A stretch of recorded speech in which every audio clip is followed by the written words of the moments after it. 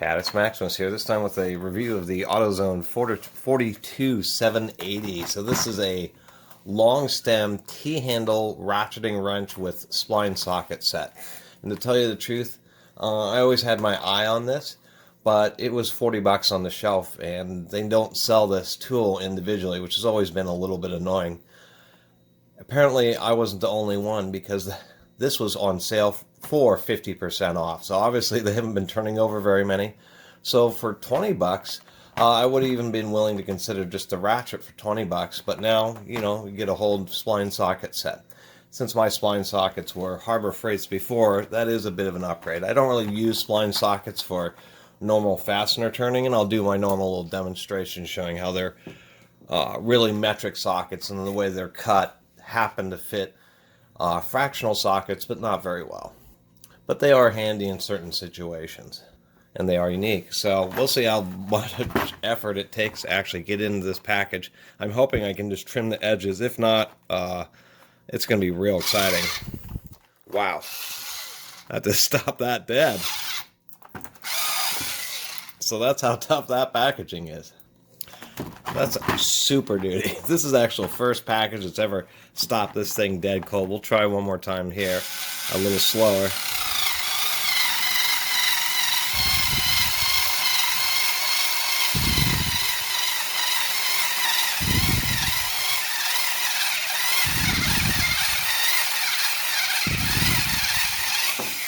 Wow. That is some packaging. It's 2 layers of heavy cardboard with the plastic. Let's see if we can't get this open now. Wow. This is some classic bulletproof packaging. There we go. Well, once you do that, it actually will just split right open. How nice is that? Let's get all this stuff out of the way here. So it comes with a 9-piece spline drive socket set, a 2-piece magnetic spark plug socket set, and of course the ratchet itself. And they do have guaranteed for life, although this is a pretty unique tool, so who knows what they would actually replace it with if they stopped making it and you needed to warranty it. And the one obvious thing I did notice in the package is the reverse switch is plastic, and it would have been nice if that was metal. Let's pull the rest of this stuff out. Here we are. It doesn't seem so bad. The ratcheting is actually pretty strong. Definitely has pretty strong ratchet pulls. I really do like this. This is about 5 inches wide, and of course we have a 10-inch extension. It is quick release, but not with a button on the top. The extra expense of using a very long drill, the drill all the way through this extension here, would have been significant. You need a very specialized carbide drill and a CNC machine. That would actually be quite a bit of extra expense. So all they did is they drill. It is locking quick release, but they just drilled the tip, and then it has a collar that you push forward at the bottom there. Overall, the quality does seem pretty nice. I mean, nice chrome finish, everything, you know, looks pretty decent. The knurling could be more aggressive, but that's not the worst thing in the world. And besides the plastic reverse switch, which actually has a real positive action, I'm actually quite surprised about that. I guess the most disappointing thing, and this happens a lot with round head ratchets, is there's a bit of play. We can see if we can't get a snap ring in there just to make that a little bit tighter. Oftentimes they just use these little spring clip washers. Come on, focus. And they tend to be real thin and cheap, so we'll see about a snap ring. As far as the spline drive sockets, they seem like they're pretty nice quality. Their DuraLast tools always seem like they're pretty good. Nice forging, good chrome plating. Since what DuraLast does is red and blue for metric and fractional, these actually have both colors on them because they're supposed to work with both, but I'll talk about that in a minute. These are definitely thin wall sockets. We can see that here. Really surprised. Usually the spline drive sockets tend to have a little thicker walls, but it means that these will definitely be high access. And then on the larger one, because it's easier to see, spline drive is just like a 12-point socket, but they just do really deep undercuts in between each of the points. They advertised as working on square fasteners and all these different shapes, but as well as working on fractional and metric fasteners. But in reality, these are metric sockets, and turning square fasteners and many other types, they'll end up stripping out the fastener just because they don't have quite as good of engagement, not quite as much surface area, particularly on a square. I'd never turn a square nut with one of these sockets. You'd just be on the very corners of that fastener. And the deal with a square nut is you need to have like full surface area across the whole thing. As far as the spark plug sockets, they are pretty decent. It's interesting having some spline drives, so I guess if you have some partially stripped, really recalcitrant spark plugs, these might come in handy, and so this is kind of nice. I didn't have those, and these actually are nice looking. I do like the dual color bands on them. One thing I will also mention about these sockets is they did do a pretty good job of inlaying or roll stamping. A lot of times this roll stamping can get pretty badly off. So anyway, this thing was just kind of neat because it's like a type of, it's like a traditional T-handle, but it's just all integrated into a ratchet with the extension. So the idea of this thing is just so you can easily, for smaller fasteners or ones that are already broken, you don't have a lot of torque, although you can get two hands on this and actually break a significant number of fasteners. It just makes it easier just to get on top of the fastener in the socket and just quickly run it out. You know, if you're doing a lot of, valve cover gaskets, that type of stuff, this would be a handy one just to wrench things down and get them cinched up, ready for torquing.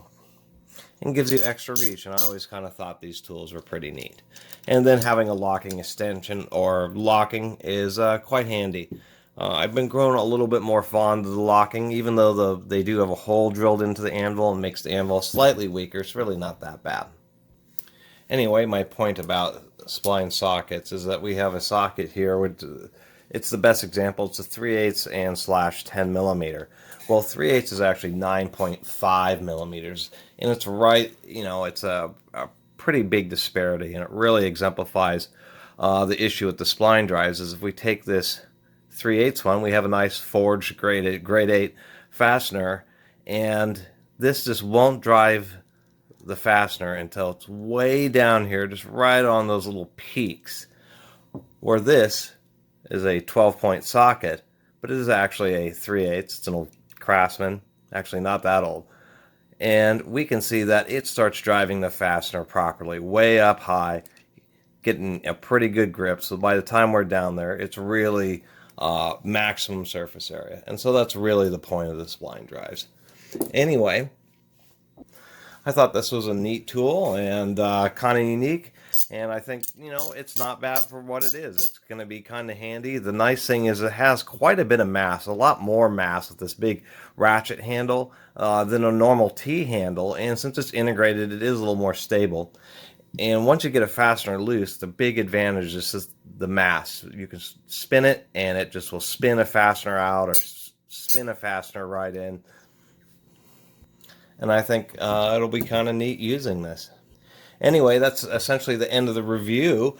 I'm going to spend just a minute here popping off this snap ring, taking a look at the actual ratchet mechanism, see if it's single or dual pawl design, and then maybe see if I can't tighten up this handle a little bit by putting in an actual snap ring, which is just going to be a little thicker. We'll see if we have enough space in there to do that.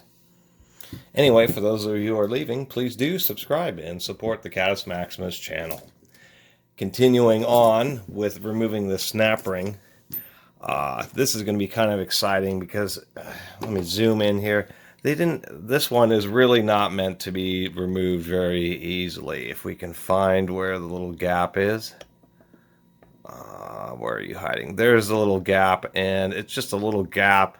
Very difficult. It doesn't look like they even put any bevels or anything in there in order to easily be able to coerce it out of there. So we're going to see what works, whether picks will work or little flathead screwdrivers.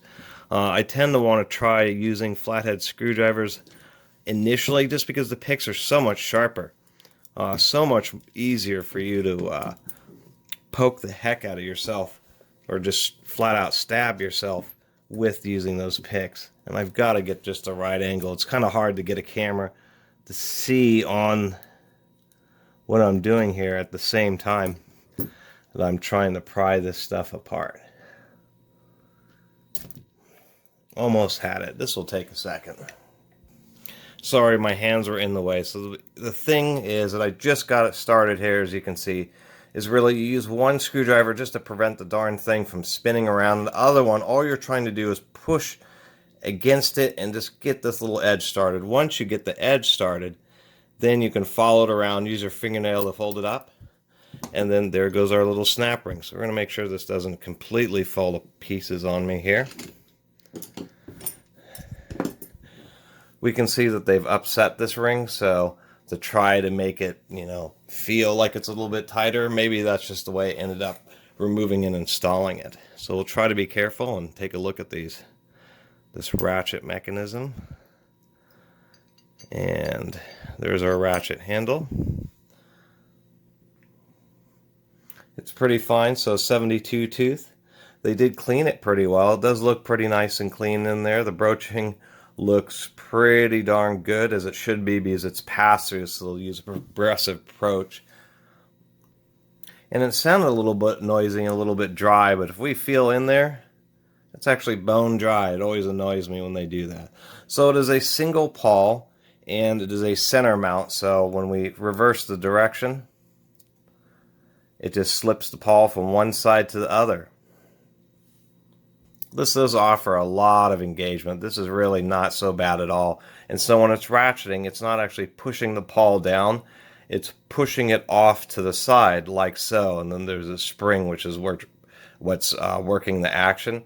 And so when you're ratcheting, it's just trying to drag the pawl into between this center portion and the body of the ratchet handle itself, and is actually a pretty strong design. And so yes, this little thing is just a pin that is press fit to hold it all together. It's a little surprising they didn't put a little bit of light oil, so I'll do that. Anyway, I just want to show people what was inside. And then as far as sizing a snap ring, it's really easy when you're doing that with these kind of tools, because all you have to do is just, you know, put this back together, if it will cooperate here. Push that ratchet pawl, and then you'll just take some snap rings. Really, you would go down to some kind of auto parts supply and just take the old one with you and find another one with the same inner diameter. Of course, it's a little bit handier if you have something like one of these, where you have a nice master set of snap rings. That always makes these types of projects much more convenient. It's just that these snap rings tend to be, if we can get one of these untangled here. Where is my old, there it is.